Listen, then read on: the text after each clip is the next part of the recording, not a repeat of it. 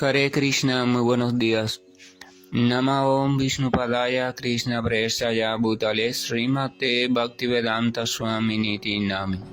Namaste Saraswate Deve Gauravani Prasharine Nirvise Sunyabadi Pachatya Deshatarine. Jai Jai Sri Krishna Chaitanya Prabhu Nityananda Tri Abdvaita Gadadhara Rivasadi Gaura Bhakta Vrinda. Hare Krishna, Krishna Krishna, Hare Hare, Hare Rama, Rama Rama, Hare Hare. Hare Krishna reiterados. Vamos a continuar con las lecturas y propuestas de reflexiones sobre algunos de los textos del siempre maravilloso, radiante y purificador Srimad Bhagavatam. En el día de ayer habíamos leído el siguiente texto. Suta Goswami dijo: así pues, Bhishma Deva se fundió en la superalma, el Señor Sri Krishna, la suprema personalidad de Dios, con la mente, el habla, la vista y las acciones, y de ese modo cayó y dejó de respirar.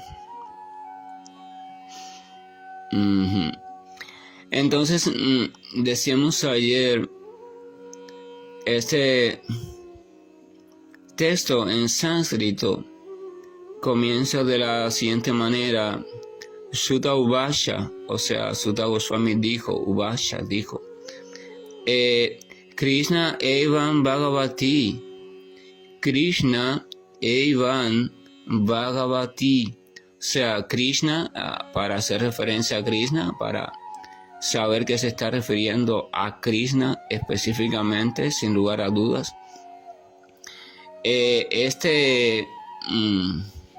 Evan significa solo Krishna. Y este Bhagavati significa a él como la suprema personalidad de Dios. O sea, está diciendo solo Krishna, solo él es la suprema personalidad de Dios, o solo a él que es la suprema personalidad de Dios. Leí eso ahora porque lo estaba mirando, ¿no? Y entonces es un texto muy directivo, o sea, está bien ubicado. Nos revela y nos da otra prueba más. Mira, ese Krishna no se trata de un ídolo, no se trata de un Dios más, no se trata de un semidios, no se trata de una personalidad poderosa, no se trata de un yogi, no se trata de un gran místico, no se trata simplemente que si es un avatar, una encarnación, no. Se trata de que ese Krishna, solo él es la suprema personalidad de Dios. He aquí a la original suprema personalidad de Dios. Entonces ayer habíamos dicho que hoy vamos a leer, compartir el comentario que Srila Prabhupada explica sobre el texto. Doy lectura. La etapa que Bhishma Deva alcanzó mientras abandonaba el cuerpo material se denomina Nirvikalpa Samadhi, debido a que él absorbió el ser en pensar en el Señor y la mente en recordar las diversas actividades del Señor. Él cantó las glorias del Señor. Con la vista comenzó a ver al Señor que se hallaba presente personalmente ante él, y de ese modo todas sus actividades quedaron concentradas en el Señor sin desviación. Vamos a hacer una pausa, vamos a recordar a Bhishma Deva. Vamos de nuevo a la escena. Bhishma Deva lleno de flechas, como producto del intenso combate en Kurukshetra, y porque ya le tocaba llegar al fin de ese cuerpo material. O sea, vamos a recordar que el factor tiempo determina cuándo cada cuerpo tiene su fin. Y entonces ese fin, sin lugar a duda, sin remedio, ocurre. El devoto y la persona sabia, tras ver los acontecimientos de la vida cotidiana, puede comprender eso. Uno puede comprender cómo todo tiene su fin. Todo cuerpo material en este mundo, todo tiene su fin, llega a su fin. Pero el devoto y la persona sabia también puede llegar a comprender que ese fin no ocurre al azar. O sea, ese fin está determinado. El propio Krishna en el Bhagavad Gita le dice a Arjuna: ya yo he decidido que todos estos grandes generales perezcan aquí. O sea, todos van a morir de una forma u otra en esta batalla. O sea, ya yo lo he decidido. E incluso le dice a Krishna: por tanto, tú lo único que puedes hacer es funcionar como una herramienta de mi voluntad. Ese texto es muy significativo porque es un texto revelador. El Señor dice: tienes dos opciones. O intentas luchar contra lo que va a suceder, hagas lo que hagas, o simplemente comienzas a contribuir, o sea, a participar de manera voluntaria como herramienta en la forma en que eso va a suceder. O sea, o luchas contra mi voluntad o simplemente te prestas a mi voluntad. Esas son las únicas dos grandes opciones de la vida. El necio intenta luchar contra aquello que es inevitable. Él no acepta. Él simplemente quiere luchar y cambiar las cosas y cambiar esto. Y al final, por supuesto, aquello que está allí, aquello que el tiempo ha organizado, inevitablemente va a mostrarse de una manera u otra, pero siempre va a mostrarse. Entonces este Bhishmadeva, llegado su tiempo, está allí en el suelo, ya el cuerpo material a punto de dejar de funcionar o dejar de mostrar señales de vida. Él no puede pararse, él no puede sentarse, él apenas puede moverse, simplemente apenas puede hablar y muy lentamente, aún así con mucha conciencia, o sea, con la mente muy clara. Vamos a recordar que es un Mahayana, una gran personalidad, y tiene la capacidad de absorberse por completo más allá de las limitaciones del cuerpo. O sea, él tiene la capacidad un poco de elevarse por encima de todo el sufrimiento y el desfallecimiento por el cual está pasando el cuerpo material y mantener su mente estable. ¿Por qué? Porque él no está 100% identificado con el cuerpo. Él, debido a su entrenamiento militar, así como también a su conocimiento trascendental, se ha identificado desde hace mucho tiempo con el ser o con la cuestión más sutil de todo lo sutil. Entonces, debido a eso, él observa: el cuerpo está desfalleciendo, está todo perturbado, pero yo puedo mantenerme estable, lúcido y claro. Por tanto, sé lo que voy a decir y sé lo que puedo hacer también dentro de las posibilidades que el cuerpo, por supuesto, permita. Y entonces, ¿qué podía hacer? Lo único que él podía hacer era hablar un poquito, muy suave y despaciosamente, y mirar y escuchar si alguien le hablaba. No podía hacer más nada. Esas eran las actividades que podía hacer. Entonces, ¿qué hace él con esas actividades? O sea, con lo que aún podía hacer, ¿qué es lo que hace? Prabhupada nos lo recuerda aquí. Dice que aquí él cantó, o sea, ese cantó se refiere a él habló. Él habló las glorias del Señor. Vimos que en sus oraciones él va relatando de manera suave y detallada muchos episodios donde el Señor se muestra de forma gloriosa.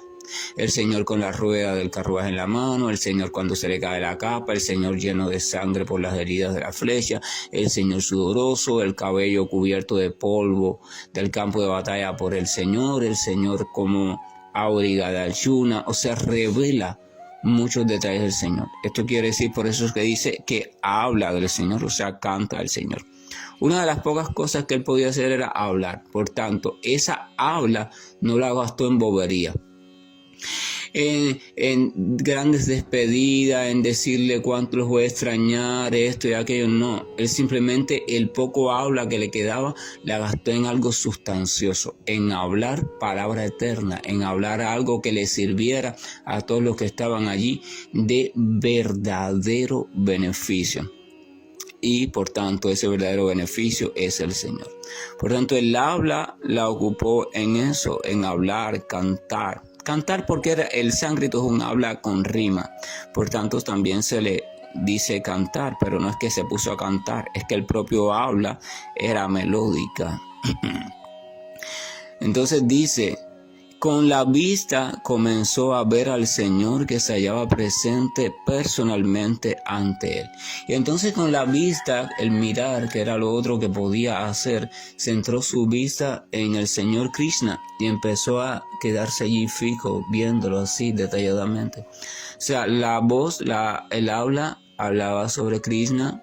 La mente estaba fija también en recordar esas cosas, o sea, recordaba y hablaba. Mientras que recordaba las escenas, las hablaba, y mientras hacía esas dos cosas, tenía su mirada fija en el Señor. Entonces estaba utilizando su mente, su inteligencia, sus sentidos de la vista, así como su habla, todos en relación al Señor. Esto es muy significativo. Porque nuestros recursos, nuestros sentidos, nuestras potencias, las que tenemos acá, mientras estamos encarnados como ser humano, las malgastamos en tantas tonterías. Pasamos el día a veces hablando tantas boberías sin sentido.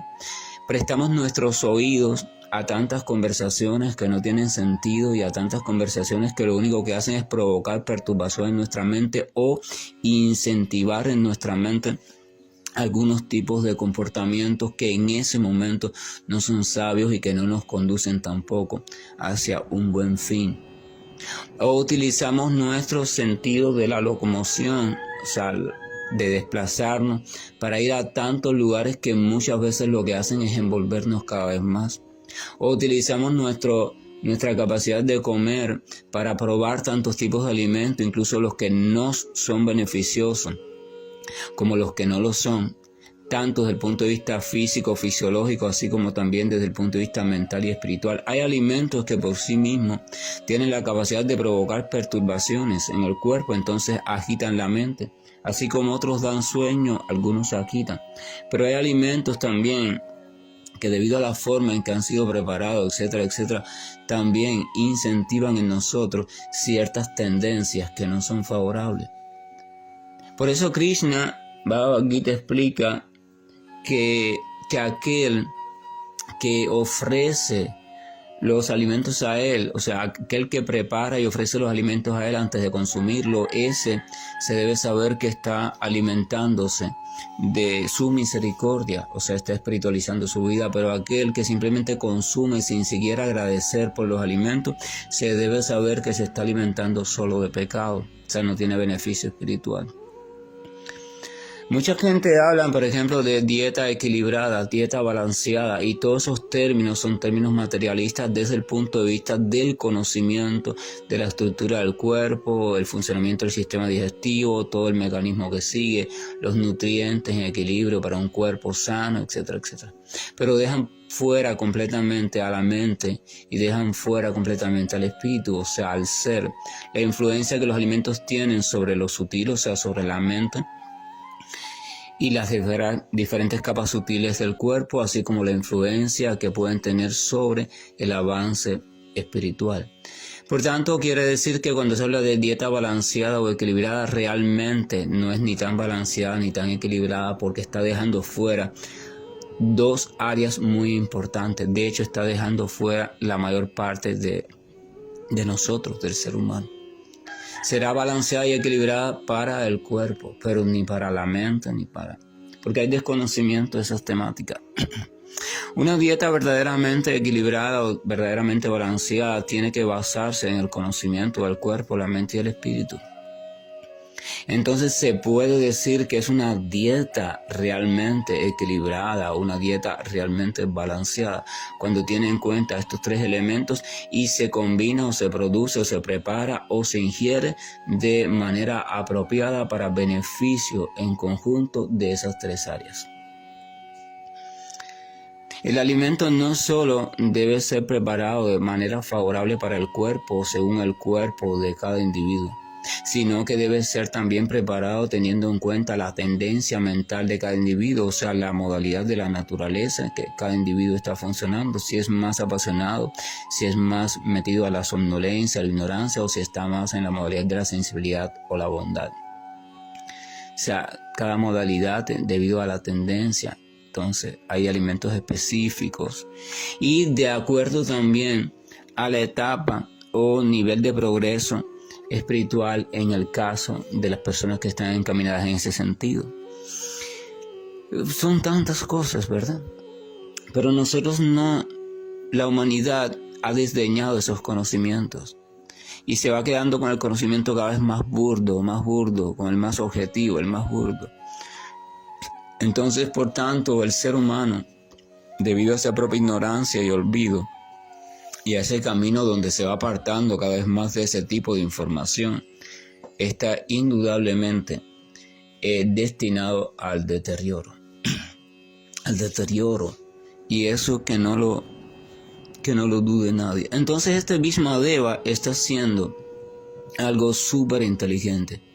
Está dedicando todos sus recursos, al menos los que le quedan, en este caso mente, inteligencia, atención, memoria, o sea, recuerdo y habla, a el Señor Supremo, a usarlos en relación al Señor Supremo.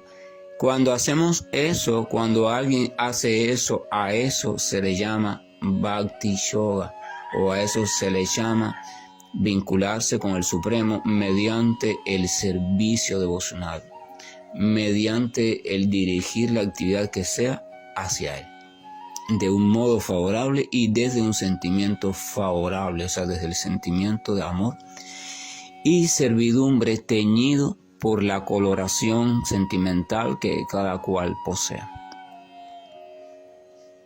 Si uno se pone a hacer un listado, si uno, por ejemplo, por la noche antes de dormir se pone a hacer un listado, ¿en qué he empleado hoy las supuestas capacidades que tengo en esta vida material? O sea, la capacidad de los 5 sentidos de la percepción. ¿Qué me he dedicado a escuchar? ¿Qué me he dedicado a observar? ¿Qué me he dedicado a saborear? ¿Qué me he dedicado a oler? ¿Qué me he dedicado a sentir con el tacto? ¿Qué me he dedicado a hacer con mis sentidos de la acción? O sea, hacia en qué he aprovechado mi sentido de la locomoción o del traslado. En qué he empleado las facultades de mis manos, en el caso de los seres humanos, de mis manos, o sea, de hacer algo, a qué obras me he dedicado, en qué he empleado mi facultad del habla o la lengua, en qué he empleado mi facultad de la mente, del razonar, del desear, del crear, del recordar, en qué he empleado o sea, esas cuestiones, si uno, que literalmente se podría decir en qué he empleado los recursos que el Señor me ha prestado, me ha facilitado. Eso también se hace alusión en el Nuevo Testamento de la doctrina cristiana o tradición cristiana, porque cuando el Señor hace una parábola o establece una comparación paralela a aquel señor que otorgó a sus criados una serie de talentos, una serie de monedas, y se fue de viaje con la esperanza de que cuando volviera cada uno hubiera empleado las monedas de forma lucrativa, o sea, hubieran hecho una fortuna en vez de malgastarla, pero cuando volvió solamente uno había hecho una fortuna y los otros la habían malgastado. Entonces los recursos que tiene este cuerpo material, tanto burdos como sutiles, son recursos que no nos pertenecen, pero la ilusión, eso es maya, la ilusión nos hace creer que este cuerpo es nuestro, por tanto los recursos que tiene nos pertenecen, y no solo nos pertenecen, sino que dependen de nosotros. Nosotros somos los que hemos creado ese recurso, somos los dueños, los creadores de ese recurso. Eso se llama tontería humana. Iluminación significa entonces lo opuesto a esa tontería. Significa comprender que nada de lo que este cuerpo trae en potencia y que va a ir manifestando poco a poco en un sentido o en otro, nada de eso ni te pertenece realmente a ti, ni lo has creado tú, ni lo controlas tú, ni nada de eso. Usted, por razones kármicas, ha sido colocado en un cuerpo donde ya hay una serie de potencias preestablecidas. Usted lo que tiene que hacer es administrar esas potencias de tal manera que resulten para su progreso evolutivo y no para su deterioro. Eso es lo único que tiene que hacer. Es como el puesto de un administrador. Se te ha entregado las llaves de un almacén de una empresa, se te ha contratado como almacenero. Se te ha dicho que usted es responsable de los recursos que hay en ese almacén, pero al mismo tiempo usted también es el responsable de administrar cómo se van a utilizar esos recursos. A los 6 meses viene una auditoría, una visita del Estado con un grupo de expertos que viene a examinar de acuerdo a lo que se te dejó en el almacén cuando usted entró en ese cargo como nuevo almacenero y administrador, y con respecto a lo que tienes ahora mismo en el almacén 6 meses después. Cuando esos expertos en contabilidad, en finanzas y en gestión de los recursos examinen minuciosamente el almacén, entonces si ellos llegan a la conclusión de que usted ha usurpado, robado, malgastado, malcuidado los recursos que se le puso en sus manos y lo ha hecho de manera completamente injustificable e indebida, y sobre todo para su propósito personal o el propósito personal de personas muy cercanas, entonces usted será acusado y llevado a los tribunales. Pero si esa misma auditoría encuentra que usted ha usado de manera organizada los recursos y que allí se encuentran los que no ha utilizado, que no hay problema en eso, perfecto, usted ha cumplido con su trabajo. Pero si acaso usted ha logrado que esos recursos que estaban allí hayan sido empleados de manera próspera, o sea, para el beneficio cada vez mayor de la empresa, de los trabajadores, todo el mundo está contento, los ingresos de la empresa han aumentado, por tanto el salario de los trabajadores han podido aumentar e incluso se ha podido adquirir recursos nuevos más que los que estaban en el almacén, entonces usted de seguro será no solo alabado por su buena gestión, sino que será ascendido a una responsabilidad mayor. Es lo mismo, este cuerpo material burdo y sutil y la situación en la que usted ha sido colocada en este mundo no es más que un puesto de trabajo temporal. Usted ha sido contratado para ocuparse de administrar esos recursos físicos y mentales. Le toca a usted decidir cómo los va a administrar, pero debe saber que a su debido tiempo va a venir la auditoría. Llega la muerte y viene la auditoría. Ya a ese tiempo no hay momento de engañar a nadie ni de que buscar un recurso para que no sepan que yo me lo robé. No, ya la auditoría lleva de sorpresa. A veces aquí una visita de auditoría, de contaduría, avisa 6 meses antes. Vamos a ir dentro de 6 meses a revisar el almacén. Entonces los almaceneros se preparan, crean fraudes, etc. Pero la muerte no te avisa. La muerte dice, hey, llegué. No, pero mira, no, llegué, vamos a revisar tu vida. Entonces revisan tu vida. Entonces vienen los recuerdos a la mente, los cargos de conciencia, toda esa pila de cosas. No hay tiempo, no hay preparación.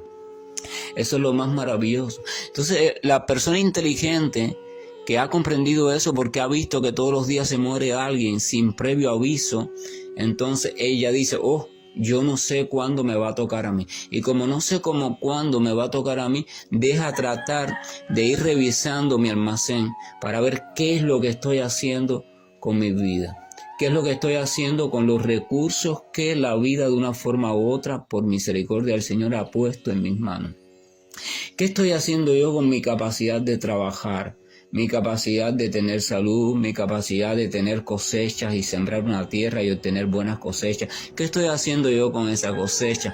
¿La estoy quedándomela para mí solo, pensando solo en mí? ¿O estoy utilizando una parte de ella quizás para otras personas que también necesitan y que no cosecharon? ¿Qué estoy haciendo con mi salud? ¿Qué estoy haciendo con mi capacidad de trabajar? ¿Estoy trabajando solamente pensando en mi beneficio o también la estoy empleando en el beneficio de otros que quizás no puedan trabajar, o simplemente en el beneficio de un lugar donde soy un empleado y debo cumplir con mi deber? O sea, ¿qué estoy haciendo? ¿Qué estoy haciendo con mi capacidad de la inteligencia? ¿La estoy utilizando para preparar planes en mi cabeza llenos de maldad, para apropiarme de otras cosas que no son mías, o para ver cómo le hago mal a alguien, o estoy utilizando mi inteligencia para ver cómo soluciono problemas que sean soluciones para el bien de todo el mundo. O sea, ¿qué estoy haciendo? Pero ¿cómo va a poder el ser humano utilizar sus recursos de manera benéfica si no sabe, si nadie le enseña? Esa enseñanza es a lo que se llama conocimiento védico. Eso es a lo que se le llama Dharma. O sea, los Vedas en su estructura esencial eran supuestamente como un manual de instrucciones para que el ser humano pudiera vivir una vida apropiadamente y gestionar de modo apropiado y favorable todos los recursos con los cuales había aparecido en este mundo material. Pero los Vedas, debido a la diferente, ¿cómo se dice cuando? Degradación humana, y debido al facilismo y otras cuestiones, y a caer en manos de enseñantes poco escrupulosos, se ha ido distorsionando en el tiempo. Entonces uno tiene que saber eso y tiene que decir, bueno, necesito aprender cómo vivir adecuadamente como ser humano. Pero ese conocimiento está todo perdido, contaminado, así que necesito ser muy cuidadoso en el buscar la esencia, dónde la puedo encontrar, en qué lugar, y uno se debe dedicar a eso. Con determinación, pero también con mucha observación, hasta que cuando logra encontrar algo de verdad sustancioso, entonces tomarlo y prepararse a funcionar correctamente como un ser humano. Esto significa ir transitando de una vida de ignorancia, de una vida de somnolencia, de una vida de automatismo, a una vida un poquito más creativa, más de disposición, más de voluntad, más de conocimiento, hasta después a una vida de sensibilidad, una vida de equitatividad, una vida de igualdad, una vida de comprensión, una vida de, ¿cómo se dice?, de misericordia, una vida de limpieza, una vida de veracidad, una vida brahmínica. Y esa etapa es la etapa de la verdadera vida humana. Por eso Prabhupada explicaba que el movimiento para la conciencia de Krishna está diseñado para crear una sociedad brahmínica, una sociedad llena de hombres y de mujeres que se elevaran a la etapa de vida brahmínica, porque es la etapa verdaderamente humana. Y es la única etapa desde la cual se puede iniciar correctamente entonces la búsqueda y acercamiento progresivo de manera adecuada hacia lo que se llama trascendencia o espiritualidad. Así es simple. Entonces Bhishmadeva está aquí utilizando sus recursos en función del Señor, y yo los míos en función de qué lo estoy utilizando.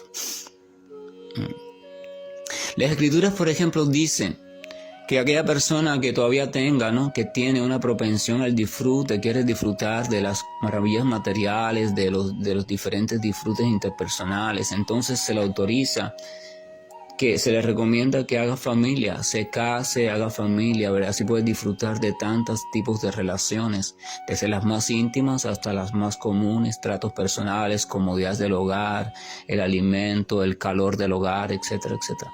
Pero entonces se le dice que eso, pero que al mismo tiempo una parte de todo lo que obtenga de ese beneficio, tanto de lo que obtenga de su trabajo como lo que obtenga de la comodidad de su hogar, una parte de eso la dedique en caridad. O sea, no la tome para su disfrute personal ni el de su familia, sino que la dé en caridad a alguien que no le pueda devolver nada.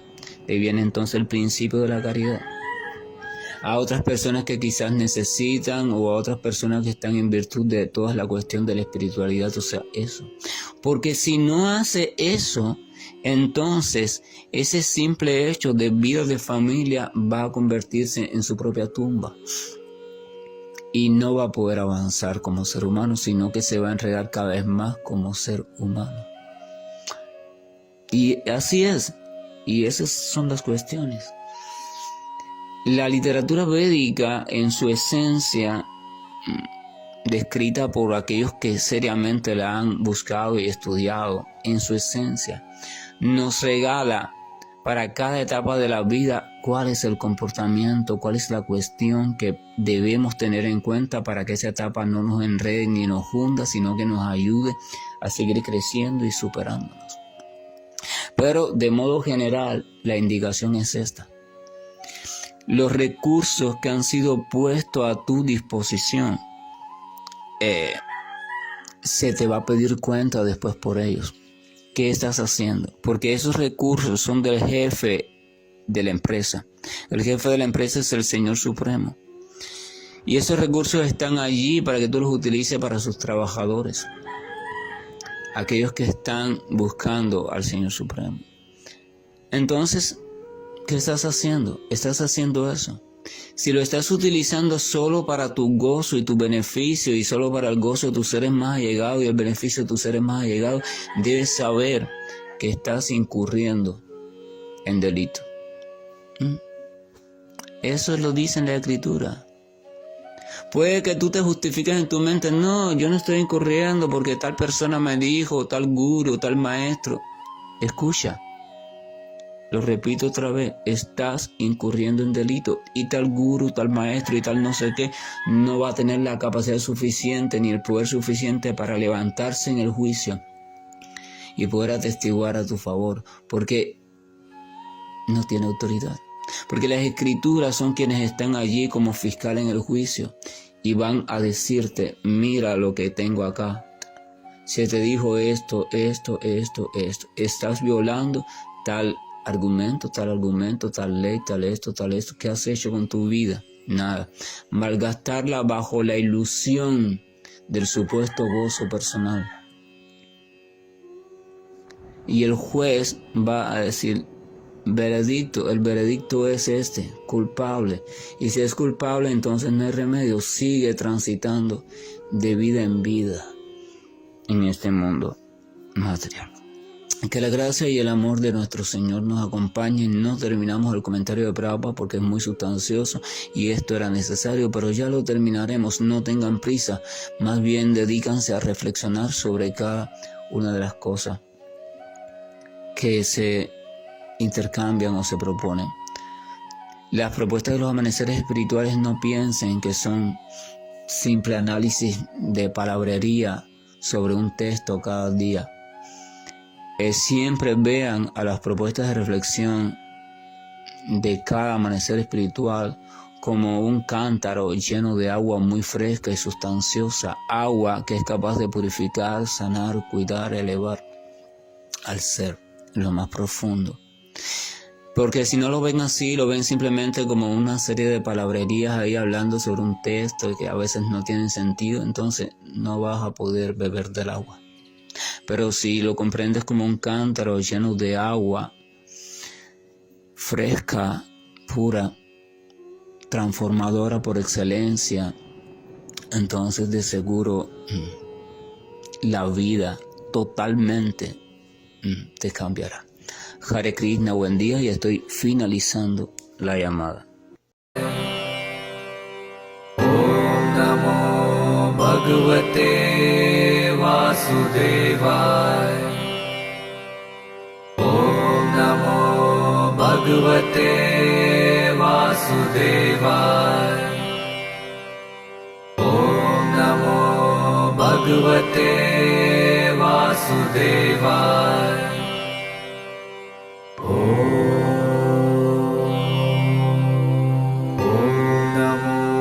Bhagavate Vasudevaya. Om Namo Bhagavate Vasudevaya. Om Namo Bhagavate Vasudevaya.